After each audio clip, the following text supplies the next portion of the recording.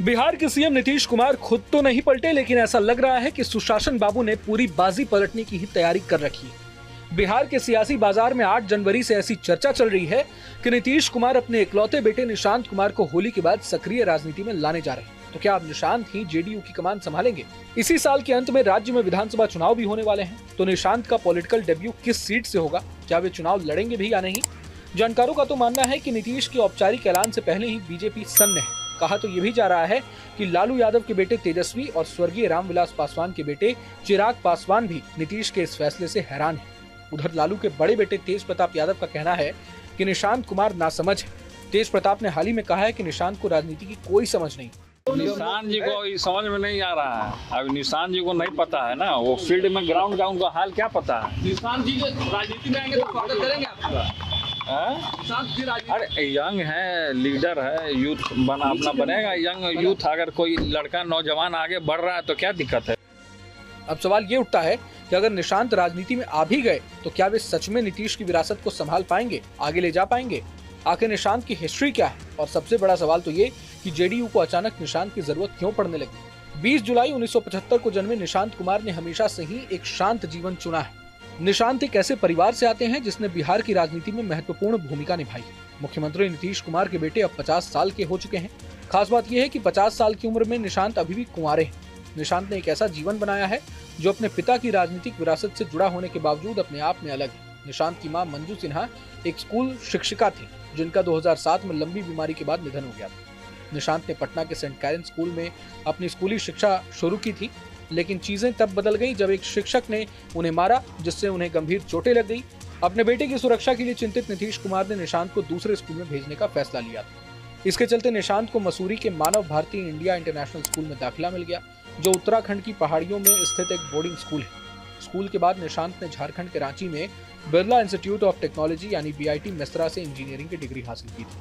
अब आपको बताते हैं कि आखिर जेडीयू को अचानक निशांत कुमार की जरूरत क्यों महसूस होने लगी। गौरतलब है कि पिछले 1 साल से नीतीश कुमार को जो लोग बहुत नजदीक से देख रहे हैं, उन्हें पता है कि उनके स्वास्थ्य पर उनका उम्र हावी होने लगा है। नीतीश कुमार जिस तरह बीमार दिखने लगे हैं, उससे पार्टी और उनके शुभेच्छुओं को चिंता होने लगी है। इसमें कोई दो राय नहीं हो सकती कि नीतीश कुमार के कमजोर पड़ते ही शुरू होने वाले पावर स्ट्रगल को रोकने के लिए जेडीयू ने भी निशांत कुमार सर्वोत्तम साबित होंगे। पर जब पार्टी के फाउंडर का कोई ब्लड रिलेशन वाला शख्स नेता बनता है तो सारे गुट उसकी अधीनता स्वीकार करने में संकोच नहीं करते। निशांत को राजनीति में लाने के पीछे कुछ और वजहें भी हैं। जानकारों का मानना है कि आरजेडी और बीजेपी जेडीयू के अति पिछड़े वोटर्स को हथियाने में अभी से ही लगी हुई है। नीतीश कुमार के कमजोर होते ही पार्टी के नेता अपना अस्तित्व बचाने के लिए बीजेपी और आरजेडी की शरण लेंगे। पर निशांत कुमार अगर आते हैं तो यही नेता उनको पार्टी का फेस बनाकर सर्वाइव कर जाएंगे। हालांकि नीतीश हमेशा वंशवाद के खिलाफ रहे हैं, ऐसे में इन अटकलों में कितना दम है ये कह पाना मुश्किल है।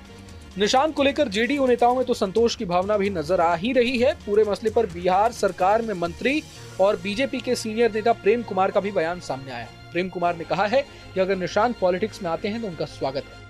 उनके बेटे निशांत भी राजनीति में आ सकते हैं, तो क्या लगता है कि वो आएंगे तो बिहार की राजनीति को अच्छे से चला पाएंगे? उनका स्वागत करेंगे।